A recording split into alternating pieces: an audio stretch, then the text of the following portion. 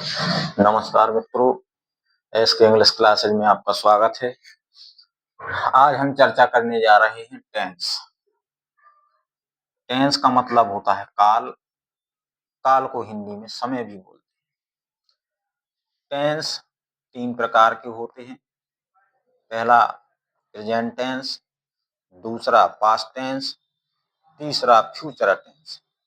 Present tense को हिंदी में बोलते हैं वर्तमान काल, पास्ट टेंस को हिंदी में बोलते हैं भूतकाल, फ्यूचर टेंस को हिंदी में बोलते हैं भविष्य काल। तो ये 3 जो टेंस होते हैं, इनके बारे में हमें यहाँ विस्तार से जानकारी लेना है। जैसा कि हम लोग जानते हैं, पहला टेंस हमारा है प्रेजेंट टेंस। तो सबसे पहले हम यहाँ पर टेंस के भाग पढ़ेंगे। प्रत्येक टेंस के 4 भाग होते हैं। प्रेजेंट टेंस के 4 भाग होते हैं, पास्ट टेंस के 4 भाग होते हैं, फ्यूचर टेंस के भी 4 भाग होते हैं। तो हमारा जो पहला टेंस होता है वो होता है प्रेजेंट टेंस। प्रेजेंट टेंस के हम यहाँ मित्रों सबसे पहले प्रेजेंट टेंस के भाग पढ़ेंगे। तो प्रेजेंट टेंस के जो भाग होते हैं वो 4 होते हैं। प्रत्येक टेंस के 4 भाग हैं। तो हम सबसे पहले प्रेजेंट टेंस के 4 भाग यहाँ पढ़ेंगे। तो प्रेजेंट टेंस में पहला जो भाग होता है वो होता है प्रेजेंट इंडेफिनिट टेंस, दूसरा होता है प्रेजेंट कंटीन्यूअस टेंस, तीसरा होता है प्रेजेंट परफेक्ट टेंस, चौथा होता है प्रेजेंट परफेक्ट कंटीन्यूअस टेंस। इसी प्रकार से अगर हम बात करें पास्ट टेंस के भागों की, तो पास्ट टेंस के भी इसी प्रकार से 4 भाग होंगे। तो पास्ट इंडेफिनिट के यानी कि पास्ट टेंस के हम भाग अगर करेंगे तो यहाँ जो प्रेजेंट लिखा हुआ है आगे आगे बस हमें केवल पास्ट को ही जोड़ देना है। तो पास्ट टेंस के जो आपके 4 भाग बन जाएंगे, पास्ट इंडेफिनिट टेंस हो जाएगा, पास्ट कंटीन्यूअस टेंस हो जाएगा, पास्ट परफेक्ट टेंस हो जाएगा, पास्ट परफेक्ट कंटीन्यूअस टेंस हो जाएगा। इसी प्रकार से फ्यूचर टेंस के भी अगर हम भाग करेंगे तो फ्यूचर इंडेफिनिट टेंस हो जाएगा, फ्यूचर कंटीन्यूअस टेंस हो जाएगा, फ्यूचर परफेक्ट टेंस हो जाएगा, फ्यूचर परफेक्ट कंटीन्यूअस टेंस हो जाएगा। तो हमें बाकी के 2 भागों को लिखने की जरूरत है ही नहीं, क्योंकि शेष दोनों के भी सेम वैसे ही भाग हैं जैसे हमने प्रेजेंट टेंस के भाग किए हुए हैं। तो प्रेजेंट इंडेफिनिट टेंस हमारा पहला टेंस होता है। तो प्रेजेंट इंडेफिनिट टेंस को हम जो है यहाँ पर पढ़ेंगे, लेकिन इससे पहले पढ़ने से पहले हमें प्रेजेंट इंडेफिनिट टेंस के हिंदी नाम को जान लेना है। हिंदी में प्रेजेंट इंडेफिनिट टेंस को क्या कहते हैं? सब लोग जानते हैं कि प्रेजेंट टेंस की तो हम चर्चा करते ही हैं, और प्रेजेंट टेंस को हम बता भी देते हैं कि वर्तमान काल, पास्ट टेंस को भी बता देते हैं भूतकाल, फ्यूचर टेंस को भी बता देते हैं भविष्य काल। लेकिन प्रेजेंट इंडेफिनिट टेंस का अगर हिंदी पूछ लिया जाएगा तो अधिकांश बच्चों को मालूम नहीं होता है। तो यहाँ पर हम प्रेजेंट इंडेफिनिट टेंस का हिंदी नाम जान लेते हैं। प्रेजेंट इंडेफिनिट टेंस को हिंदी में बोलते हैं सामान्य वर्तमान काल। सामान्य वर्तमान काल, ये इसका हिंदी नाम होता है, सामान्य वर्तमान काल। प्रेजेंट कंटीन्यूअस टेंस, कंटीन्यूअस का मतलब होता है जारी होना, यानी कि प्रेजेंट कंटीन्यूअस टेंस में वाक्यों में काम का जारी होना पाया जाता है।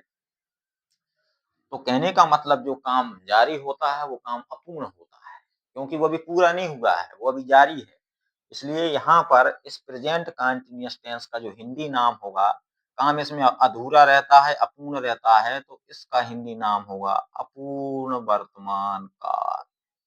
अपूर्ण वर्तमान काल, ये इसका हिंदी नाम। प्रेजेंट परफेक्ट टेंस की हम अगर चर्चा करें तो प्रेजेंट परफेक्ट, परफेक्ट का जो हिंदी अर्थ होता है वो होता है पूर्ण।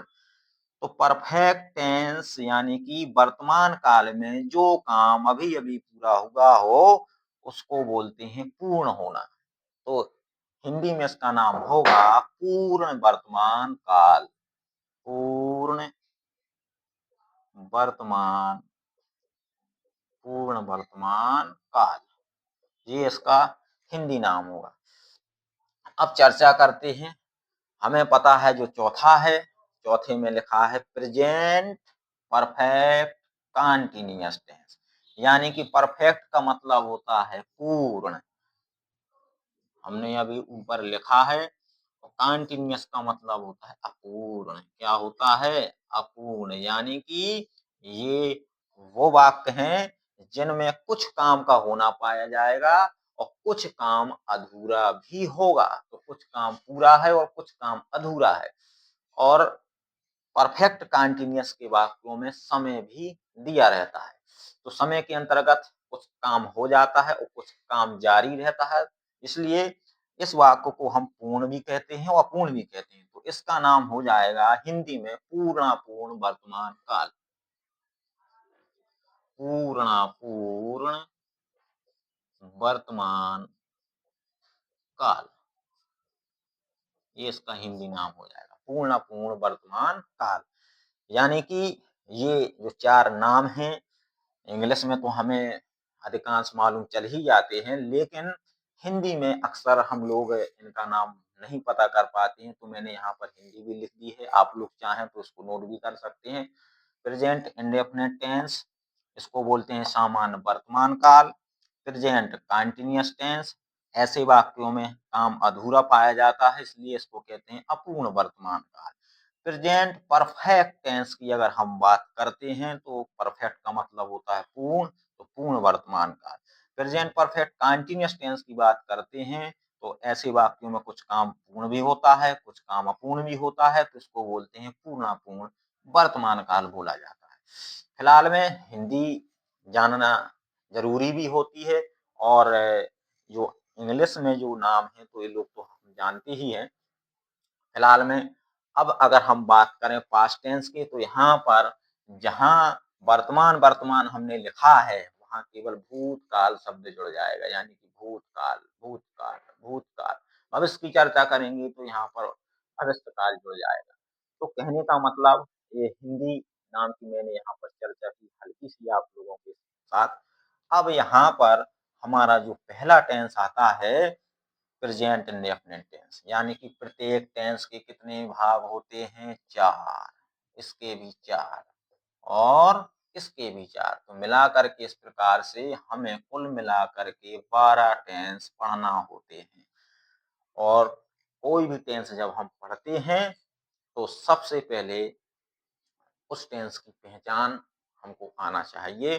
पहचान हिंदी में सबसे पहले लिखवाई जाती है। तो यहाँ पर सबसे पहला हमारा जो टेंस है वो है प्रेजेंट इंडेफिनिट टेंस। तो प्रेजेंट इंडेफिनिट टेंस जो है सबसे पहले हमें पढ़ना है। तो प्रेजेंट इंडेफिनिट टेंस के बारे में अब हम यहाँ पर चर्चा करेंगे।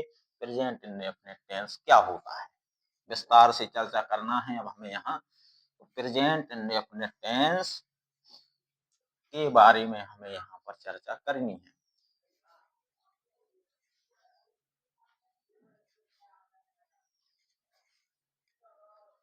सबसे पहले हमारा जो टेंस आता है वो आता है प्रेजेंट इंडेफिनिट।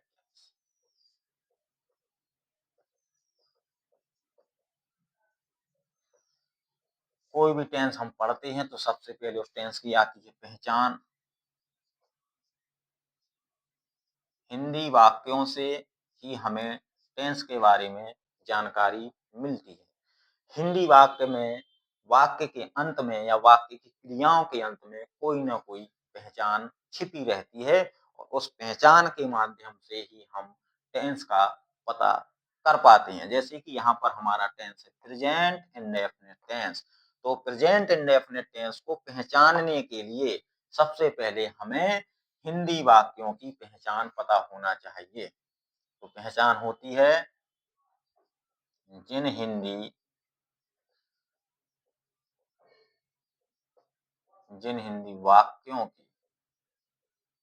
वाक्यों की क्रियाओं के अंत में ता है, ती है, ते है, आदि शब्द आते हैं, आदि शब्द आते हैं। ऐसे वाक्यों को हम प्रेजेंट इंडेफिनिट टेंस कहते हैं। यानी कि जो भी हिंदी वाक्य आएगा उन वाक्यों के अंत में ता है, ती है, ते हैं, ये शब्द लिखे हुए आएंगे और इन शब्दों के माध्यम से हम पता कर सकते हैं कि जो टेंस है हमारा वो प्रेजेंट इंडेफिनिट टेंस है। तो किसी भी टेंस को पढ़ने के लिए सबसे पहले हमें टेंस को पढ़ने का तरीका है। एक टेंस जैसे कोई होता है, जैसे यहाँ पर है हमारा प्रेजेंट इंडेफिनिट टेंस, तो उस एक टेंस को पढ़ने के कितने तरीके हैं, किस तरीके से, यानी कि टेंस के अंतर्गत हम यहाँ पर सेंटेंस पढ़ेंगे। यानी कि टेंस के अंतर्गत सेंटेंस, टेंस का मतलब होता है काल, यानी काल के अंतर्गत यानी समय के अंतर्गत हम वाक्यों को पढ़ेंगे। यहाँ पर सेंटेंस मीन्स होता है वाक्य और टेंस मीन्स होता है काल। तो प्रेजेंट इंडेफिनिट टेंस के वाक्यों को अब हमें यहाँ पढ़ना है। तो सबसे पहले हमें ये जान लेते हैं कि एक टेंस को कितने प्रकार के वाक्यों से हम या कितने प्रकार के वाक्यों के तरीके से हम पढ़ते हैं। तो सबसे पहले कोई भी टेंस आता है तो उसका सबसे पहले हमें पढ़ना होता है अफर्मेटिव सेंटेंस। अफर्मेटिव सेंटेंस से किसी भी टेंस की हम शुरुआत करते हैं। दूसरा होता है निगेटिव सेंटेंस, निगेटिव सेंटेंस होता है दूसरा। तीसरा होता है इंट्रोगेटिव सेंटेंस, इंट्रोगेटिव सेंटेंस। चौथा होता है double interrogative, double interrogative sentence. Sentence तो पीछे जोड़ना ही है, आप लोग जोड़ते जाइए। पांचवा होता है interrogative, interrogative negative, negative sentence. छठवां होता है double interrogative, double interrogative negative sentence, पीछे लिखना ही है। तो ये 6 वो तरीके हैं। इन 6 तरीकों से यानी कि 6 प्रकार के वाक्यों से हमें किसी भी टेंस को पढ़ना है। जैसे अभी हमारा कौन सा टेंस है, प्रेजेंट इंडेफिनिट टेंस। तो प्रेजेंट इंडेफिनिट टेंस को हम इन 6 तरीकों से पढ़ेंगे। यानी कि प्रेजेंट इंडेफिनिट टेंस में सबसे पहले आएगी हेडिंग आपकी अफर्मेटिव सेंटेंस। यानी कि प्रेजेंट इंडेफिनिट टेंस के वाक्यों को सबसे पहले हमें अफर्मेटिव में, अफर्मेटिव सेंटेंसेज में बनाना सीखना है। अफर्मेटिव सेंटेंस का मैं हिंदी अर्थ आपको बता दूं, इसको साधारण वाक्य या स्वीकारात्मक वाक्य बोलते हैं, अफर्मेटिव सेंटेंस है। तो सबसे पहले हमें यहाँ पर टेंस को पढ़ने से पहले अफर्मेटिव सेंटेंस हेडिंग डालना पड़ेगी। अफर्मेटिव सेंटेंसेज, तो ये आप लोग बीच में अफर्मेटिव सेंटेंस हेडिंग डाल के लिख सकते हैं, नोट कर सकते हैं। अफर्मेटिव सेंटेंस को पढ़ने के लिए हमें सबसे पहले फॉर्मूला मालूम होना चाहिए। सब्जेक्ट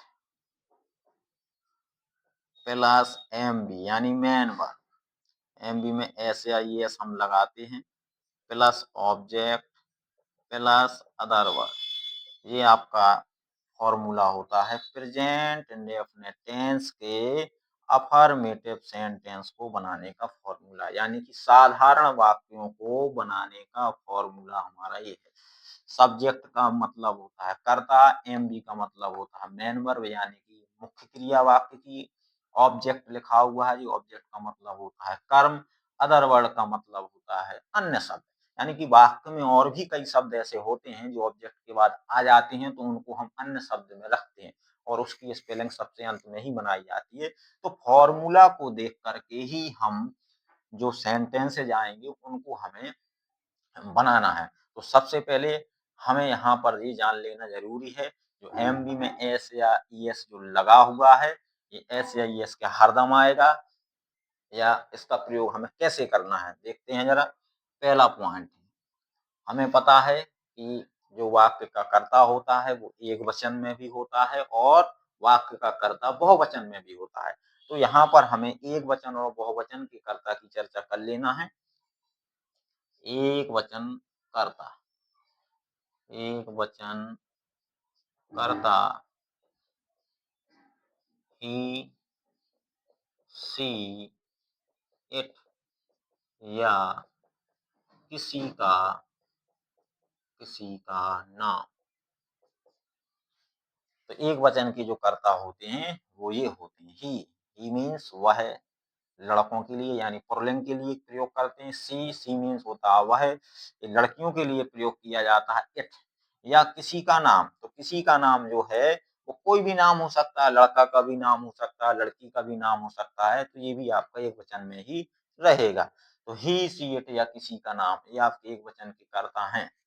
तो एक वचन कर्ता ही, सी, इट या किसी का नाम के साथ, के साथ एम बी में, एम बी में एस या ई एस जोड़ते हैं, एम बी में एस या ई एस जोड़ते हैं। जो एक वचन के कर्ता होते हैं उनके साथ हमें एस या ई एस जोड़ना है। ये लिखा हुआ है आपके फॉर्मूला में। तो कर्ता जब एक वचन का आएगा तभी हमें ऐसा करना है कि एम बी में हम क्या जोड़ेंगे, एस या ई एस। दूसरा पॉइंट है बहुवचन कर्ता, बहुवचन कर्ता आई, यू, वी, दे या अन्य बहुवचन कर्ता, या अन्य बहुवचन कर्ता के साथ, के साथ एम बी में एस या ई एस नहीं जोड़ते हैं, एस या ई एस नहीं जोड़ते हैं। बस केवल इतना सा हमें याद रखना है। अफर्मेटिव सेंटेंसेज के वाक्यों को बनाने से पहले फॉर्मूला को देखने के बाद इन दोनों कंडीशंस को हमें दिमाग में रखना है। पहली कंडीशन है एक वचन करता है, ही, सी, इट। इट मौसम संबंधी जानकारी के लिए प्रयोग किया जाता है, हालांकि इट का प्रयोग हम कम करते हैं। तो ही, सी या किसी का नाम, किसी का नाम कोई भी हो, लड़का हो, लड़की हो। तो मेनली हमें ये 4 चीज़ें दिमाग में रखना है, जिसमें सबसे ज़्यादा यूज़ ही का, सी का और किसी के नाम का, यानी कि कोई भी नाम आ जाए तो वहाँ पर हम जो है एम बी में एस या एस जोड़ते हैं, यानी कि फॉर्मूला में जो एस या एस लगा हुआ है इसको हमें क्या करना है, जोड़ना है। इसके अलावा बहुवचनकर्ता आई, यू, वी, दे या अन्य बहुवचनकर्ता। तो अन्य बहुवचनकर्ता का मतलब होता है कि इनके अलावा और भी कई बहुवचन में कर्ता आ जाते हैं, जैसे लड़के, लड़कियां। जैसे हम कहते हैं लड़के फुटबॉल खेलते हैं, तो लड़के यहाँ पर आपका बहुवचन ही माना जाएगा, क्योंकि प्लूरल नंबर होता है, बहुवचन होता है। के साथ एमबी में एस या एस नहीं जोड़ते हैं, यानी कि इनके साथ हमें आयुवी दे के साथ और अन्य बहुवचनकर्ता के साथ एस या एस नहीं जोड़ना है। तो हमें ये जो है दोनों पॉइंटों पर, दोनों कंडीशंस पर हमको ध्यान देना है। केवल एस या एस की यहाँ पर चर्चा है कि एस या एस कहाँ लगना है, कहाँ नहीं लगना है। तो इन दोनों पॉइंटों को आप दिमाग में रखते हुए यहाँ अब कुछ एग्जाम्पल हम बना रहे हैं, आप लोगों को विशेष ध्यान से देखना है।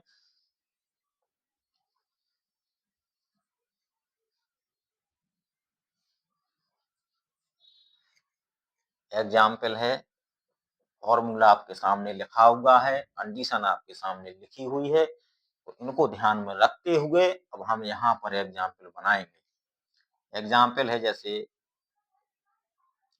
राधा एक गीत गाती है। अब सबसे पहले तो ये जो सेंटेंस लिखा हुआ है, यही सेंटेंस है। शब्दों का एक ऐसा समूह है जो एक पूर्ण अर्थ प्रकट करता है, उसको हम कहते हैं सेंटेंस। तो एक सेंटेंस है, लेकिन हम आपसे पूछ दें कि ये सेंटेंस किस टेंस का है, तो आप इस सेंटेंस को पढ़ने के बाद इस सेंटेंस की क्रिया के अंत में जो पहचान छिपी है, उस पहचान को देख करके हम बता पाएंगे कि ये वाक्य हमारा प्रेजेंट इंडेफिनिट टेंस का है। क्यों? क्योंकि इस वाक्य के अंत में ती है जुड़ा हुआ है और पहचान हम इसकी लिख चुके हैं पहले ही। जिन हिंदी वाक्यों के अंत में ता है, ती है, ती है, तो यही वो पहचान है जो वाक्य के अंत में लिखी रहती है और जिससे हम वाक्य को पहचान सकते हैं। तो ये जो वाक्य लिखा है, राधा एक गीत गाती है, ये अफर्मेटिव सेंटेंस का वाक्य लिखा हुआ है, यानी कि साधारण वाक्य लिखा हुआ है। और साधारण वाक्य को बनाने की कंडीशंस ये लिखी हुई है। बाकी यहाँ पर 2 पॉइंट मैंने लिखे हैं। तो अब इन पर नजर रखते हुए हमें इस एग्जाम्पल को बनाना है। तो सबसे पहले फॉर्मूला में लिखा हुआ सब्जेक्ट। तो इस वाक्य का जो सब्जेक्ट यानी कि जो कर्ता है वो क्या है? राधा। तो सबसे पहले हम यहाँ पर राधा की अंग्रेजी बनाएंगे। इसके बाद लिखा है एम बी में एस ए आई एस। तो एम बी में एस ए आई एस क्या लगना है या नहीं लगना है? सब्जेक्ट को देखते हैं। एक वचन का कर्ता है राधा, तो यहाँ पर हमने देखा किसी का नाम, तो ये एक वचन कर्ता के अंतर्गत ही आता है। तो हमें पता है कंडीशन क्या है, एम बी में एस ए आई एस जोड़ेंगे। तो यहाँ पर एम बी हमारी है सिंग। सिंग मीन्स गाना होता है और सिंग में हम यहाँ पर एस जोड़ देंगे। ऑब्जेक्ट है हमारा एक गीत, अदर वर्ड यहाँ पर दिया नहीं गया है। तो इस वाक्य की कंडीशन से यानी कि सब्जेक्ट सबसे पहले नंबर 1, दूसरे नंबर पर एम बी। कर्ता के द्वारा जो काम किया जाता है वो हमारी एम बी होती, गाने का, पीने का, सोने का, हंसने का, जो भी काम सब्जेक्ट के द्वारा होता है वो हमारी हमेशा एम बी होती है। तो दूसरा पॉइंट यहाँ पर ये हो जाएगा। इसके बाद अब क्रिया जो होती है वो किस वजह से हो रही है? गाना गाने से, यानी कि गीत। जो एक गीत लिखा हुआ है ये आपका होगा ऑब्जेक्ट, यानी कि नंबर 1 पे ये, नंबर 2 पर ये और नंबर 3 पर ये। तो यहाँ पर फॉर्मूला भी लिखा, सब्जेक्ट लिखा, तो सब्जेक्ट हमारा यहाँ पर है राधा। राधा। अब यहाँ पर लिखा हुआ है गाती है, तो ये हमारी एमबी है।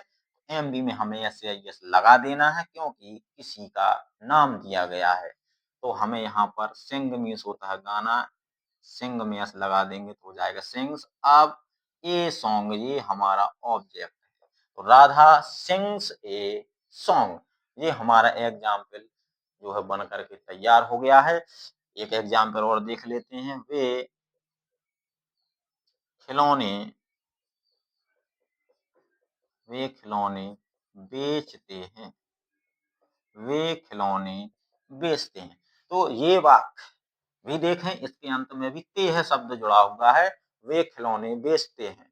तो यहाँ पर सब्जेक्ट बहुवचन है, दे मीन्स वे होता है, दे बहुवचन का करता है आई यू वी दे। दूसरा पॉइंट पढ़ें, बहुवचन कर्ता आई यू वी दे। तो दे क्या है? बहुवचन का कर्ता है। तो बहुवचन कर्ता में एम बी में हमें एस आई एस नहीं जोड़ना है। तो बेचना होता है sell, S E double L, they sell the toys. यहाँ पर हम एस लगा देंगे। पीछे एस इसलिए लगेगा क्योंकि ये खिलौने लिखा है, बहुवचन है, तो यहाँ पर हमें एस लगाना पड़ेगा। दे सेल द टॉय। अब हमें पता है, हमने सबसे पहले टेंस को पढ़ने के लिए अफर्मेटिव सेंटेंस सबसे पहले यहाँ लिखा था, मैंने मिटा दिया है। दूसरे नंबर पर मैंने लिखा था नेगेटिव, यानी कि किसी भी टेंस को पढ़ने का वही क्रम था जो मैं आपको पहले बता चुका हूँ, अफर्मेटिव, नेगेटिव, इंट्रोगेटिव। तो ये हमने अफर्मेटिव पढ़ा है।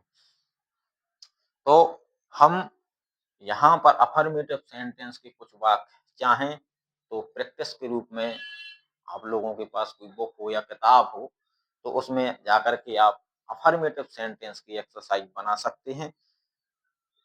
बाकी नेगेटिव सेंटेंस की चर्चा हम जो है कर रहे हैं। नेगेटिव सेंटेंस में क्या होता है, नेगेटिव सेंटेंस की हम यहाँ पर चर्चा करने जा रहे हैं।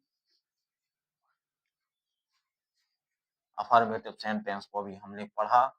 नेगेटिव सेंटेंस,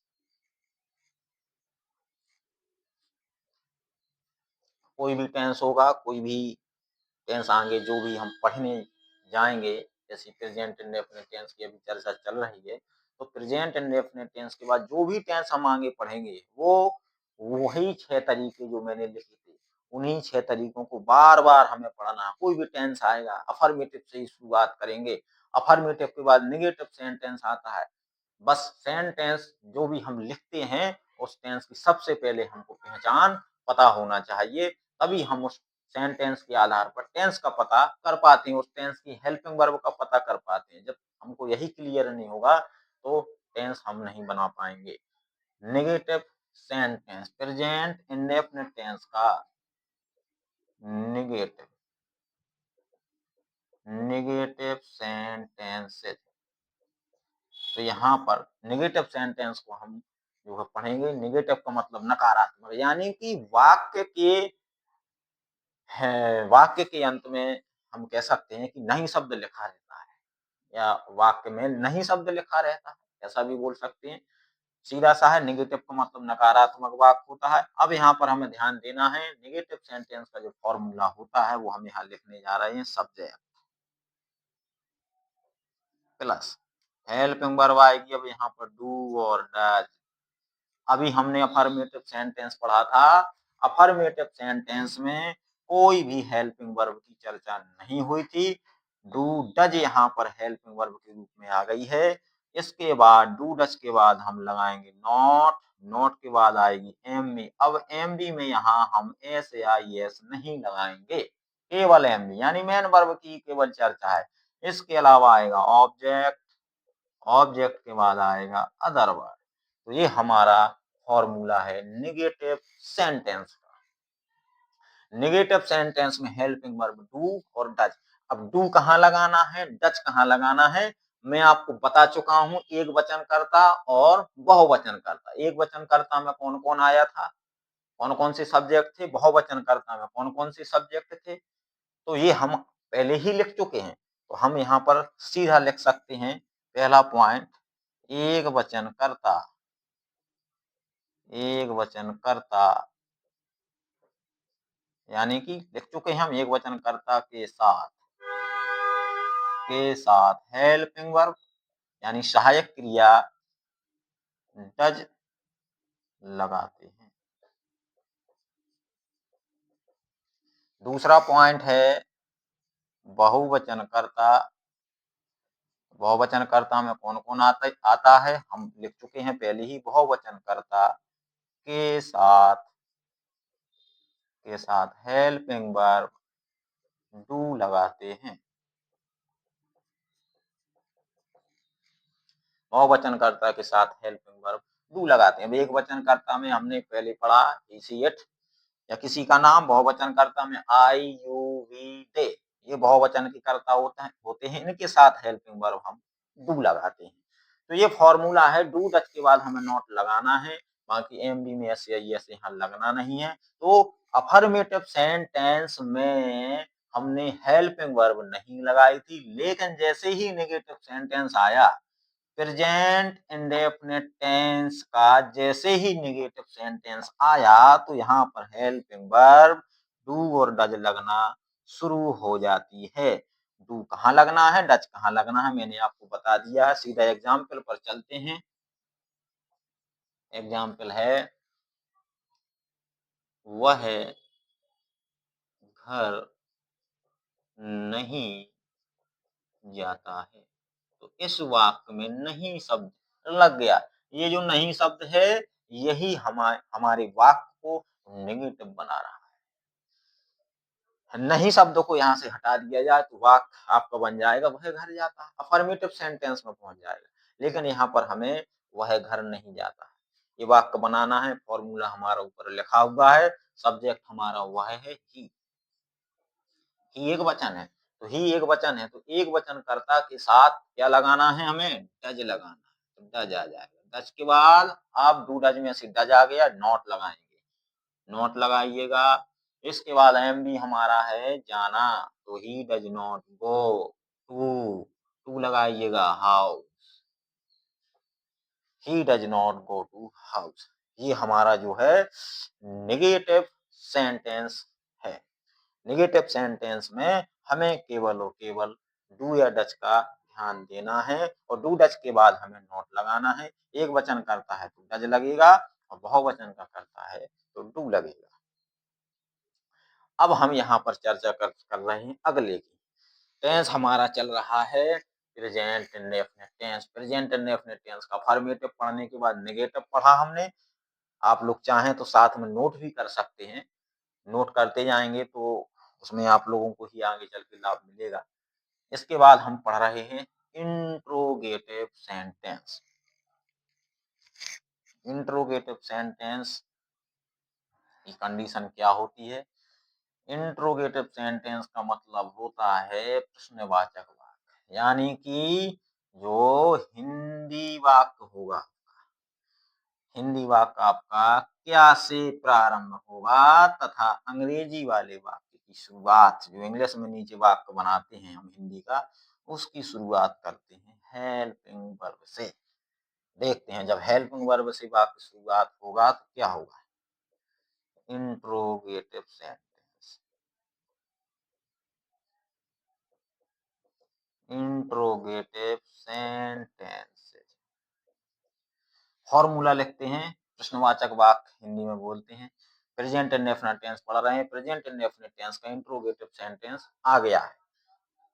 फॉर्मूला लिखते हैं, सबसे पहले डू या डज हेल्पिंग वर्ब आएगी, इसके बाद सब्जेक्ट, इसके बाद एमबी, एमबी के बाद आएगा ऑब्जेक्ट, ऑब्जेक्ट के बाद आएगा other word, plus question mark यहाँ जरूर लगाएंगे। क्वेश्चन मार्क इसलिए लगेगा क्योंकि अभी हमारा वाक्य प्रश्नवाचक बन गया है, और प्रश्नवाचक वाक्य हो या प्रश्नवाचक कोई भी कथन हो, कुछ भी हो, तो उसके अंत में हम क्वेश्चन मार्क का प्रयोग जरूर करते हैं।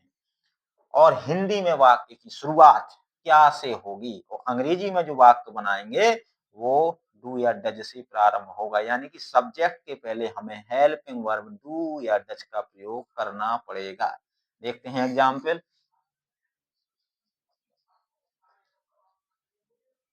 क्या अध्यापक, क्या अध्यापक हमें पढ़ाता है, क्या अध्यापक हमें पढ़ाता है। तो हम देख रहे हैं यहाँ पर जो हिंदी वाक्य है, ये हिंदी वाक्य लिखा हुआ है, ये हमारा हिंदी वाक्य क्या से प्रारंभ, तो क्या से प्रारंभ होने वाले वाक्य को हम कहते हैं इंट्रोगेटिव सेंटेंस। अब इस सेंटेंस को हम ऊपर दिए हुए फॉर्मूला से बनाएंगे। तो सबसे पहले फॉर्मूला में क्या लिखा है, डू या डज। तो यहाँ पर जो अध्यापक है वो एक वचन है, इसलिए यहाँ पर आएगा does, does, does the teacher.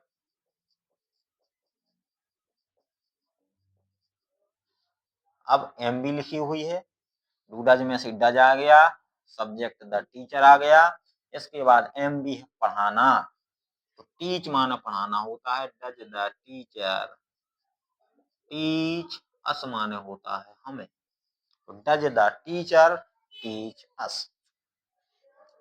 तो प्रेजेंट इंडेफिनिट टेंस के इंट्रोगेटिव सेंटेंस को हमने यहाँ पढ़ा। सबसे पहले हेल्पिंग वर्ब हमने यहाँ डू और डच का प्रयोग करते हुए सेंटेंस को बनाया है, और हिंदी में वाक्य क्या से प्रारंभ होता है, हिंदी वाक्य होता है क्या से प्रारंभ, और अंग्रेजी वाक्य की शुरुआत हम हेल्पिंग वर्ब से करते हैं। इसी के साथ हम यहाँ पर हमने आपको प्रेजेंट इंडेफिनिट टेंस के जो है 3 तरीके बताए, अफर्मेटिव, नेगेटिव, इंट्रोगेटिव सेंटेंस, जो लास्ट में अभी अभी बताया है मैंने। बाकी double interrogative, interrogative negative, double interrogative negative की चर्चा हम अगले वीडियो में करते हैं। नमस्कार मित्रों।